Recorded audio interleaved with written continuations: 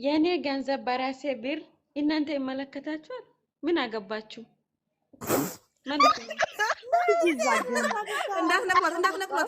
እንዳትነቅሏት ጥሩ ጥያቄ እናት ነይ እንዳትነቅሏት ማርያም እንዳትነቅሏት ሰላም ውዶችዬ ሰላማችሁ ይብዛ በያላችሁበት። ሰሞኑን እንግዲህ ሩታና አብርሽ ዱባይ ገብተዋል። ቪዲዮዎችን እያየን ነው። እኛም እሰይ እንኳን አደረገላችሁ እንኳን ተዝናናችሁ ብለናል። አንቀንላቸዋል። ያው አድናቂዎቻቸው ሰብስክራይብ ማድረግ እንዳትረሱ፣ ላይክ ማድረግ እንዳትረሱ፣ ኮሜንት መጻፍ እንዳትረሱ።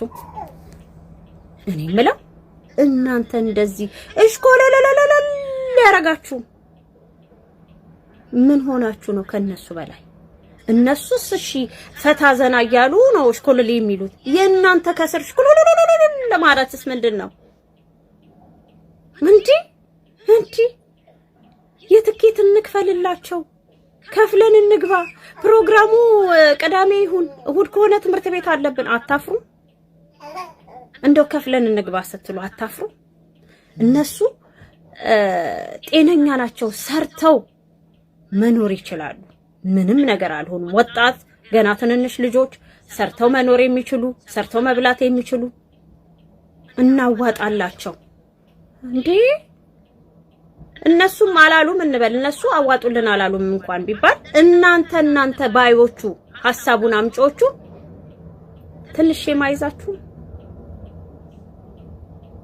የተራበ የተጠማ ሰው የምታውቁት የለም? የተቸገረ ቤተሰብ የላችሁ? ከአካባቢያችሁ ከሰፈራችሁ ታሞ ሆስፒታል ተኝቶ የሰው እርዳታ የሚፈልግ የተራበ የተጠማ የምታውቁት ሰው የለም? እርዳታ ከሆነ የምትፈልጉት እንደሱ ከሌለ ደግሞ ይሄው እዚህ ሚዲያ ላይ በየቀኑ እርዳታ ፈልገው የሚመጡ አሉ። ስፔሻሊ የጤና ጉዳይ አልጋ ላይ ተኝተው እባካችሁ አትለፉኝ፣ 5 ብርም ቢሆን አዋጡልኝ የኦክሲጅን እያሉ የሚለምኑ በጣም ብዙ ሰው አለ። ይሄው አሁን ከትናንትና ወዲያም አንዲት ህፃን ልጅ የልብ ኬዝ አለባት። ለሷ አሁን በጣም ብዙ ብር ተጠይቃለች። ትንሽዬ ልጅ ናት፣ የምታሳዝን ውጭ ሀገር ሄዳ እንድትታከም በጣም ብዙ ሺህ ተጠየቀች። ማለት አንድ ጨፋሪ ሲመጣ አንድ ዘፋኝ ሲመጣ ብር መንዘዝ ወይኔ እህቴን እኔማ ኢትዮጵያ አስገብቼ 2 ጸበል ነው ማስጠምቅሽ። በቃ ለየልሽ ትዙ በቃ እንደዚህ ነው ለየልሽ። የራስ አሮባት የሰው ታማስላለች አለ ያገሬ ሰው። ዘፋኝም ጋር ሄዶ የሚደልቀውም ሆነ የሚጨፍረው የደላው፣ የጠገቡ ዩቲዩበሮችም ጋር ሄዶ የሚጨፍረው የደላው። ሀቢብቲ እኛ ቤተሰብ አስተዳዳሪ ነን። ኑሯችንን ማሸነፍ ያቃተን ሰዎች ሄደን ላለው ሰው አናሽቃብጥም። ስለዚህ ብርቃችንም እንዳልሆነ እንድታውቂልን እንፈልጋለሁ። እኔ ግን በዚህ ልክ ማሟት መስልኝም ነበር።